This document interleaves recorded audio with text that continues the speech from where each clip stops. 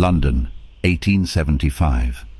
The fog thickened over cobbled streets, soaking through the tattered rags of the homeless who huddled beneath crumbling bridges and sought warmth around dying embers. The fetid stench of unwashed bodies blended with the reek of rot and disease. In such a world, darkness was not merely the absence of light, it was a malevolent force, hiding unimaginable horrors. In the heart of this bleak cityscape stood a stout brick office, its windows smeared with soot and grime. A golden plaque bearing the name E. Blackwell and Associates was bolted firmly onto the building's facade. Behind those sullied windows, behind a heavy oak desk, sat Enoch Blackwell. A cruel curl played on his thin lips as he counted his coins, each clink a testament to the misery he profited from. He was a usurer, lending pennies to the desperate and demanding pounds in return. Enoch had never been bothered by the squalor outside.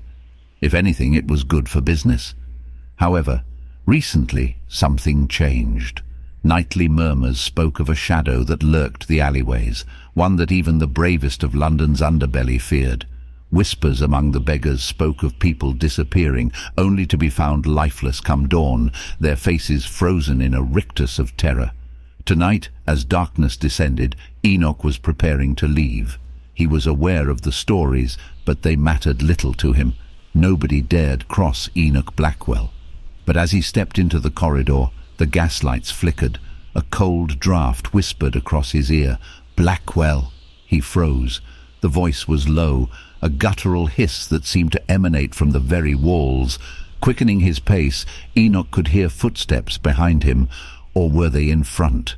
In the warren of alleyways it was hard to tell. He could not shake off the sensation that he was being watched, hunted. For the first time, Enoch Blackwell felt a flicker of fear.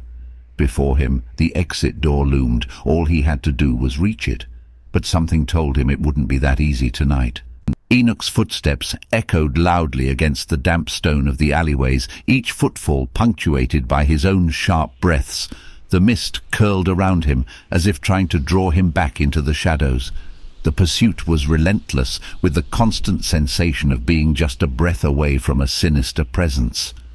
Every time Enoch thought he'd lost whatever it was, a cold gust or a low growl would prove him wrong. It felt like a game of cat and mouse with him as the unwitting prey. Finally, after what felt like hours, he saw the familiar wrought-iron gate of his home. Fumbling with the keys, he hurriedly unlocked the door, threw himself inside, and slammed it shut. Panting, Enoch pressed his back to the door, listening. All he could hear was the night's regular sounds, the distant hum of conversation, the occasional bark of a stray dog, and the far-off tolling of a church bell. Morning's light brought both relief and new questions. While Enoch had escaped unscathed, others had not been so fortunate. News travelled fast of another murder in the alleys, a poor flower girl named Elsie, found with her face twisted in unspeakable terror. Enoch couldn't shake off the chilling realization. Why had the creature pursued him, only to let him go and take another victim? It made no sense. He decided to pay a visit to an old acquaintance, Algernon Finch, an expert in the occult and the mysterious. If there was anyone in London who might have insight into this nocturnal menace, it would be Finch. Over a pot of strong tea in Finch's cluttered study, Enoch described the previous night's events. Finch listened intently, his brow furrowing deeper with each word. "What puzzles me," Enoch finished, "is why it didn't kill me when it had the chance. Instead it went after that poor girl." Finch leaned back, tapping a finger against his lips. "It's possible," he began slowly, "that this creature isn't just killing for sustenance or pleasure. Maybe it's sending a message, or perhaps, Mr. Blackwell, it's toying with you." The very thought sent a shiver down Enoch's spine. Why him? What had he done to earn the attention of such a creature? As Finch delved deeper into his ancient books and scrolls, Enoch could only wonder if he would ever feel safe in the twisted streets of London again. And more importantly, what would the night bring next? In the dim glow of Finch's study, Enoch came across an aged volume, its leather binding cracked and pages tinged with amber. The book was titled Shadows of the Soul, Entities of Emotion and Will. As he flipped through, a specific section caught his eye. The damask, the chapter began, is a manifestation born of intense emotion. In the darkest recesses of a troubled heart, these feelings can coalesce, giving birth to a semi-corporeal being. It acts out the desires and feelings that created it, sometimes even unbeknownst to its originator. Enoch's heart raced. Could it be? He thought of the numerous families he'd thrown out onto the streets, the countless lives he'd ruined through his merciless financial dealings, the weight of the guilt he'd long suppressed, the buried anger and self-loathing. Could it have somehow given life to this entity?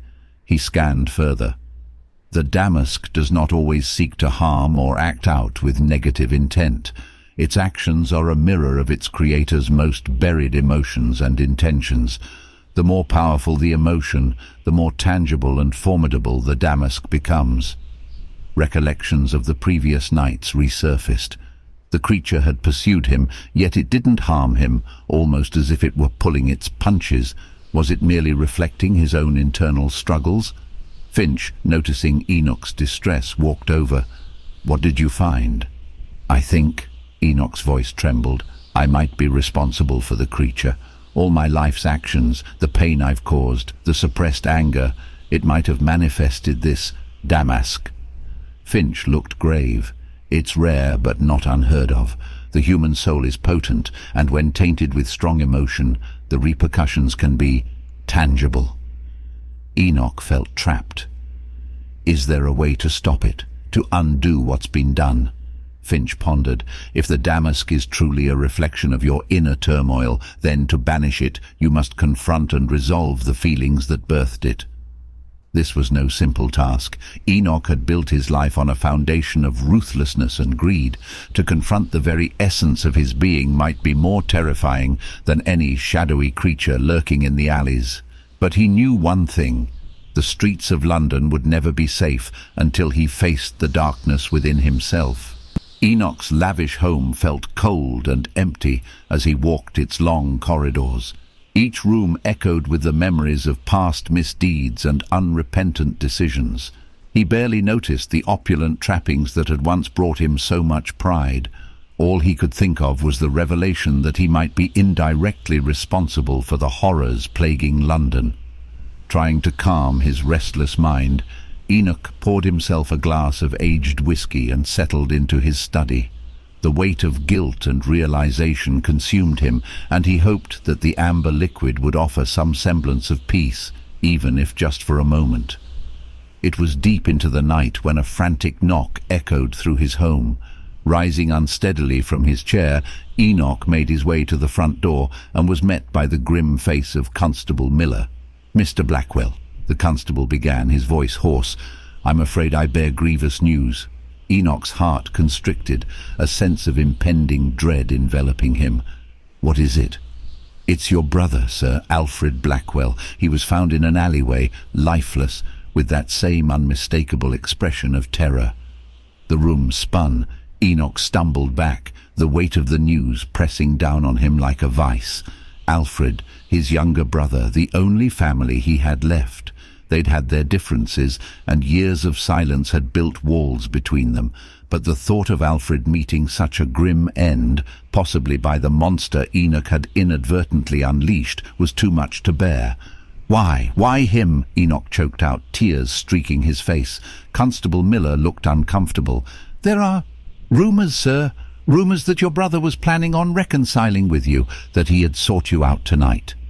Guilt, sharper than before, pierced Enoch's heart. Had Alfred's desire to mend their relationship drawn the creature to him? Had it seen Alfred as a path to inflict deeper emotional torment on its creator? As dawn's first light filtered through the drapes, Enoch came to a realization. This was no longer just about him. The creature was not only a manifestation of his dark emotions, but was now also a threat to anyone he cared for, even if the bonds had frayed over time. If he ever wanted to put an end to this nightmare, Enoch needed to confront his past, his decisions, and his deep-seated emotions, and he needed to do it quickly before the damask claimed another innocent life. Now the vast chambers of Enoch's home echoed with his anguished screams, a primal cry that reverberated through the walls, filled with grief and rage. "Show yourself!" he shouted, his voice breaking. "Face me, you wretched beast!" Slowly, as if coaxed by his pleas, a darkness began to swirl around him. Enoch felt an excruciating pain from deep within, a tearing sensation, as though something was trying to rip itself free from his very soul.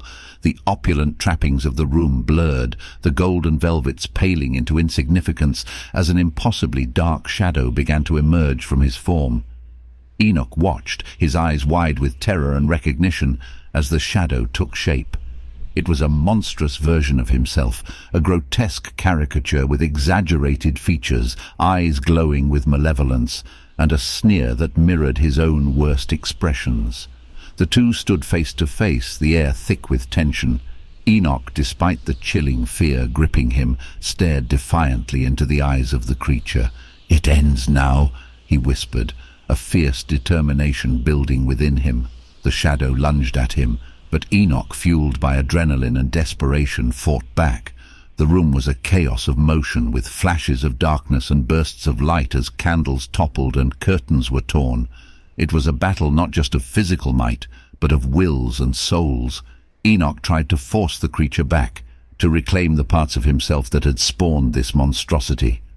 As dawn began to break, the struggle reached its crescendo. With one final ear-splitting scream from Enoch, the room was plunged into darkness. Constable Miller, having heard rumors of Enoch's distraught state and fearing the worst, approached the mansion the next morning. He found the front door ajar. Inside, the house was eerily silent. In the center of the main hall, he discovered Enoch's body, contorted in an agonizing pose, his face twisted in a mix of fear and relief. It was a scene that would haunt the constable for the rest of his days. Enoch had confronted his inner demon, but at what cost? The shadow that had terrorized London had vanished, but the price had been the very soul of Enoch Blackwell. Whispers would circulate around town, tales of a man consumed by his own darkness. Some said he was a hero, others a victim of his own making. But one thing was clear: Enoch's battle with the damask would become the stuff of legends, a chilling tale of the dangers of unchecked emotion and the monsters that lurk within us all.